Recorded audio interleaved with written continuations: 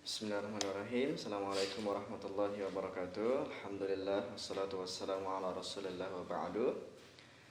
Jadi pentingnya upgrading untuk pelatihan guru-guru adalah bagaimana meningkatkan kualitas skill kemampuan dalam pengajaran Al-Qur'an khususnya.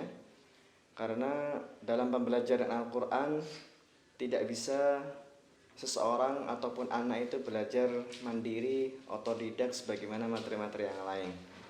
Al-Quran wajib tersampaikan dengan cara guru membaca dan kemudian anak menirukan, guru mengajarkan, anak menirukan. Itu yang kemudian menjadi landasan bahwa pengajaran Al-Quran harus dilandasi dengan skill dan kemampuan yang optimal, sehingga diadakanlah upgrading dan pelatihan.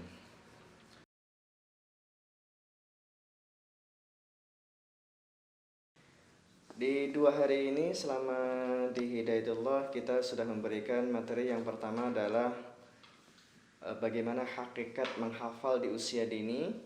Kemudian yang kedua adalah bagaimana menjadi guru Quran yang sukses.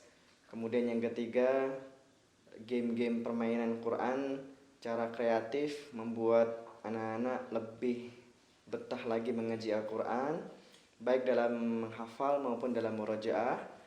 Kemudian yang keempat adalah metode-metode dalam menghafal Al-Quran. Yang kelima adalah metode-metode dalam membaca Al-Quran, bagaimana kita harus mengajarkannya. Dan yang terakhir adalah simulasi-simulasi dalam pengajaran Al-Quran.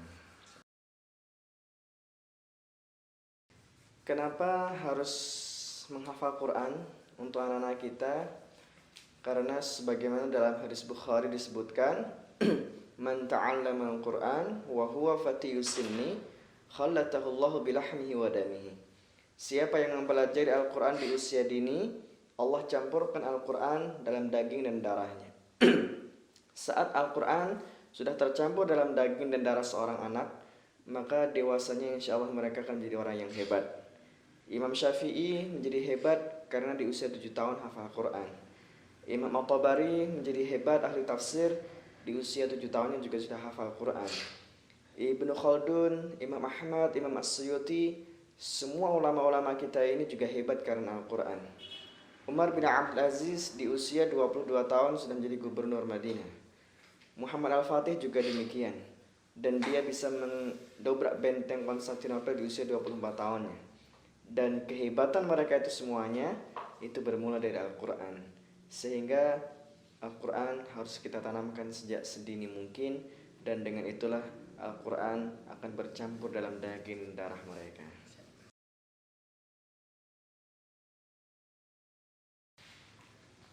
Kesan selama pelatihan 2 hari ini begitu luar biasa. Pertama kali melihat pesantren Hidayatullah ini sangat takjub dan kagum karena begitu luasnya. Saya baru menemukan pertama kali ini pesantren yang di dalamnya ada danau. Dan juga selama pelatihan para peserta juga sangat antusias dan kemudian semangat dalam mengikuti pelatihan ini. Dan di antara kesan yang disampaikan oleh peserta sendiri adalah mereka menemukan sesuatu yang baru dari pelatihan yang sudah kita sampaikan kemarin. Dan mungkin sudah banyak metode-metode yang mereka pelajari, tapi materi yang kemarin kita sampaikan bagi mereka sangat baru ya. Sehingga menjadi wacana mereka, referensi mereka dalam mereka mengajar.